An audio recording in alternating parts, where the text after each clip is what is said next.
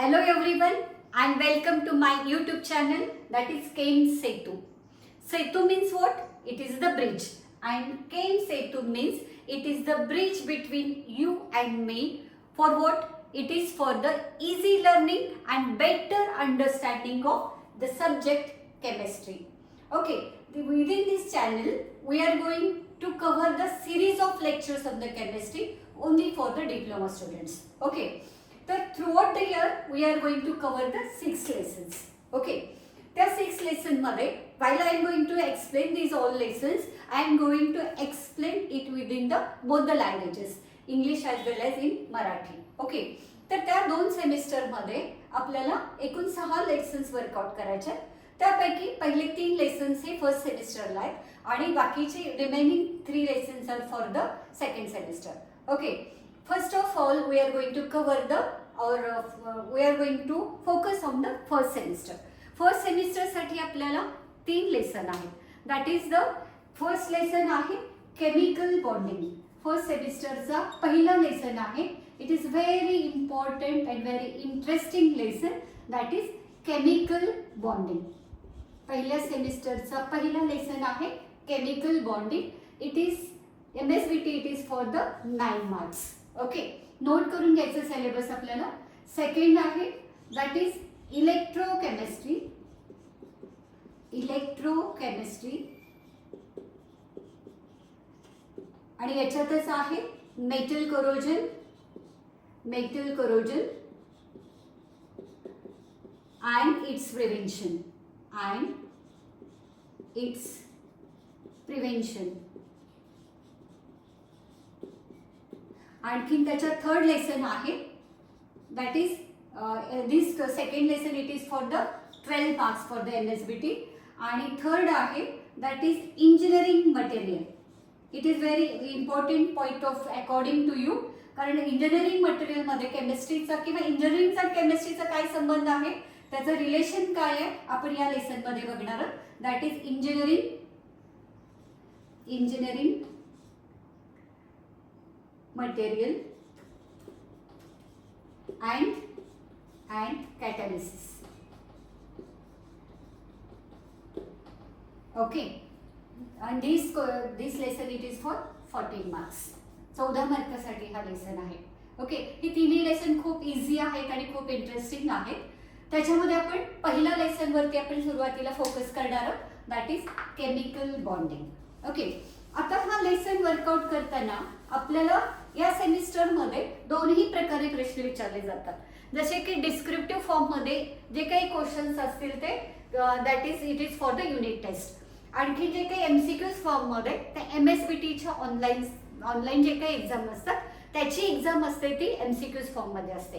म्हणजे जे काही आपण कॉलेजमध्ये युनिट टेस्ट कव्हर करणार आहोत, we are going to take the 2 unit test for the first semester. त्याच्यामध्ये जे काही टेस्ट आपण देणार that is in the form of descriptive form. And second जी MSBTची MCQs फॉर्ममध्ये आपण ऑनलाईन टेस्ट देणार आहे. म्हणजे थोडक्यात सांगण्याचा असा उद्देश आहे की जो काही आपण हा लेसन वर्कआउट करणार आहोत तो आपल्याला एकदम डीपमध्ये आणि अंडरस्टँडिंग करून करायचा आहे. त्याचं रिझन काय आहे की जेव्हा आपण MCQs फॉर्ममध्ये ऑनलाईन एक्झाम द्यायला लागतो त्यावेळी एखाद्या क्वेश्चनचे 4 ऑप्शन्स असतील, त्यातले 2 ऑप्शन्स क्लोजेस्ट आन्सर्स वाटायला लागतात. मग ते आन्सर सिलेक्ट करताना आपल्याला अंडरस्टँडिंग असेल तर तो इझिली आपल्याला सॉल्व्ह करता येतो. म्हणजे तिथं understanding it is very important. Okay, and descriptive form it is also very important for writing all the questions. Okay, त्यासाठी जो काही आपल्याला स्टडी करायचा आहे तो अगदी समजून घेऊन करायचा आहे. ज्यावेळी मी तो लेसन एक्सप्लेन करेल मी तुम्हाला ते अगदी सिम्पल लँग्वेजमध्ये आणखी सावकाशपणे तुम्हाला व्यवस्थित समजून सांगणार आहे. जर त्याच्यामध्ये तुम्हाला काही डाऊट्स असतील तर you can comment on me on my channel. Okay, तर firstly we are going to see the chemical bonding. आता हा लेसनच्या डीपमध्ये जाण्याआधी आपण याच्यामध्ये कुठले कुठले पॉईंट्स कव्हर होतात ते बघणार आहोत. जसे आपण हॉटेलमध्ये गेल्यानंतर मेनू कार्ड बघतोय तसंच या लेसनच्या डीपमध्ये जाण्याआधी सगळे पॉईंट्स त्याच्यामध्ये कुठले कुठले पॉईंट कव्हर केलेले आहेत ते आपण सगळ्यात आधी बघणार आहोत. ओके, त्याच्यामध्ये आता केमिकल बॉन्डिंग मी तुम्हाला म्हणाले होते it is for the 9 marks. 9 मार्क्ससाठी हा आपल्याला थ्रू आउट द सेमिस्टर हा लेसन आहे. त्याच्यामध्ये फर्स्ट पॉइंट आहे केमिकल बॉन्डिंग मधला फर्स्ट पॉइंट आहे that is concept of atom. ॲटमची concept according to Acharya Kanad. Philosophy of atom according to Acharya Kanad. Okay, second point आहे, it is very important point, that is chemical bond किंवा chemical compounds म्हणा किंवा chemical bond म्हणा. Okay, chemical bond second point आहे chemical bond. त्याच्यामध्ये आपल्याला या पॉइंटमध्ये आपल्याला एकूण 5 प्रकारचे बॉन्ड्स आहेत chemical. Sorry, before that is electronic theory of valency. Second point it is the electronic theory of valency. Electronic theory of valency. Electronic theory of valency याच्यामध्ये आपण काय बघणार आहोत? इलेक्ट्रॉनिक थेअरी ऑफ व्हॅलेन्सी मध्ये valency म्हणजे काय, octet rule काय आहे आणि इलेक्ट्रॉनिक थेअरी ऑफ व्हॅलेन्सी काय आहे हे सगळं आपण त्याच्यामध्ये बघणार आहोत. It is very basic concept for the formation of the bond. त्यामुळे हे पण व्यवस्थित समजून घ्यायचंय. थर्ड पॉइंट आहे त्याच्यामध्ये केमिकल बॉन्ड्स. केमिकल बॉन्ड्स आपल्याला MSBTच्या सिलेबससाठी आपल्या सेमिस्टरसाठी आपल्या सिलेबसमध्ये आपल्याला केमिकल बॉन्ड हे 5 प्रकारचे बॉन्ड आहेत. त्याच्यामध्ये पहिला बॉन्ड आहे दॅट इज आयोनिक बॉन्ड. पहिला बॉन्ड आहे ionic bond. It is also known as a electrovalent bond. Second bond आहे that is covalent bond. Covalent bond. Third आहे दॅट इज कोऑर्डिनेट बॉन्ड. हे काय आहे ते मी नंतर डीपमध्ये एक्सप्लेन करणारच आहे. Coordinate bond. चौथा आहे दॅट इज हायड्रोजन बॉन्ड. आणि लास्ट आहे दॅट इज मेटॅलिक बॉन्ड. Metallic bond. ओके, आता याच्यामध्ये काय करायचं आपल्याला, हे जे काही 5 प्रकारचे बॉन्ड आहेत आणखी या सगळ्या बॉन्डचे कॅरेक्टरिस्टिक हे कॅरेक्टरिस्टिक काय आहेत, आयनिक बॉन्डचे काय कॅरेक्टरिस्टिक आहेत, कोव्हॅलेंट बॉन्डचे काय कॅरेक्टरिस्टिक आहेत, हे सगळे जे काही बॉन्ड 5 बॉन्ड आहेत त्या सगळ्या बॉन्डचे आपल्याला कॅरेक्टरिस्टिक बघायचे, त्याचे एक्झाम्पल्स बघायचे. ओके, ते एक्झाम्पलमध्ये कुठले कुठले एक्झाम्पल येतात, कोव्हॅलेंट बॉन्डमध्ये कुठले एक्झाम्पल येतात अलॉंग विथ द एक्सप्लेनेशन. हे सगळे पॉइंट आपण डीपमध्ये या केमिकल बॉन्ड या युनिटच्या अंडर आपण ते बघणार आहोत. हे झाले त्याच्यातले 3 पॉइंट झाले. आता त्याच्यामध्ये चौथा पॉइंट आहे, आपण जे काही केमिकल बॉन्डिंग लेसन घेतोय त्यातला चौथा पॉइंट आहे that is the characteristic of किंवा properties of metallic bond. Properties of metallic बॉन्ड. मेटॅलिक बॉन्डची आपण प्रॉपर्टीज बघणार आहोत. ओके, आणि त्याच्यामध्ये म्हणजे मेटॅलिक बॉन्ड आपण इथं बघितलंच आहे, तर त्याच्या वेगवेगळ्या जे काही प्रॉपर्टीज आहेत म्हणजे सोनॅरिटी म्हणा, डक्टिलिटी म्हणा, मॅलेबिलिटी म्हणा, ते सगळ्या प्रॉपर्टीज त्या मेटॅलिक बॉन्डच्या आपण बघणार आहोत. ते सेपरेटली आहे. ओके, आणि त्याच्यानंतरचा पॉइंट आहे that is the structure of solid liquid and gases. Molecular structure of solid liquid and gases. Molecular structure of solid, liquid and gases. We know that there are the 3 state of matter, that is solid state, liquid state and gaseous state. तर त्या सगळ्या स्टेटमध्ये त्यांच्यामध्ये जे काही molecules असतात, solid state मधले मॉलिक्युल्सची arrangement काय आहे, लिक्विड स्टेट मध्ये जे काही मॉलिक्युल्स आहेत त्या मॉलिक्युल्सची अरेंजमेंट काय आहे, आणि गॅसेस स्टेट मध्ये जे काही मॉलिक्युल्स प्रेझेंट असतात त्यांची अरेंजमेंट कशी असते, that we are going to see into the molecular structure of solid, liquid and gases. Okay, त्याच्यानंतर 6th पॉइंट आहे classification of solids. Classification of solids. सॉलिड्सचे क्लासिफिकेशन आपण बघणार आहे. त्या सॉलिडचं क्लासिफिकेशन 2 आहे, that is amorphous solid and crystalline solid. त्याच्यामध्ये त्याचं स्ट्रक्चर काय आहे, 3 डायमेन्शनल स्ट्रक्चर काय आहे त्याच्यामध्ये, परत त्याचं क्लासिफिकेशनमध्ये त्यांची मॉलिक्युलर अरेंजमेंट काय आहे, हे सगळं आपण क्लासिफिकेशन ऑफ सॉलिड्समध्ये बघणार आहोत. ओके, त्याच्यानंतर शेवटचा पॉइंट आहे युनिट सेल. Unit sale. आता या युनिट सेलमध्ये आपण त्याचं 3 डायमेन्शनल स्ट्रक्चर बघणार आहे, प्रत्येक युनिट सेलचं. म्हणजे त्याच्यामध्ये 4 प्रकारचे युनिट सेल आहेत. फर्स्ट आहे, पहिलं युनिट सेल आहे simple cubic crystal structure. Okay, SCC, simple cubic crystal structure unit cell मध्ये. सेकंड आहे body centre cubic crystal, BCC, body centre cubic crystal.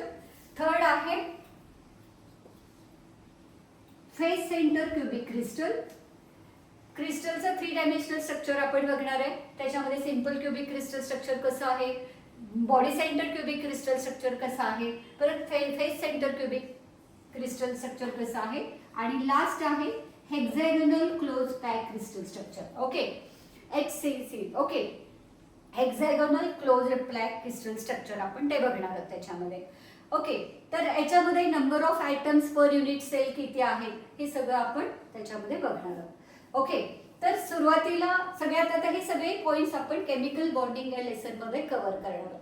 हा लेसन अतिशय इंटरेस्टिंग लेसन आहे. फक्त त्याची शर्त अशी आहे की आपल्याला त्याच्यामधले बेसिक कन्सेप्ट हे कळायला पाहिजे.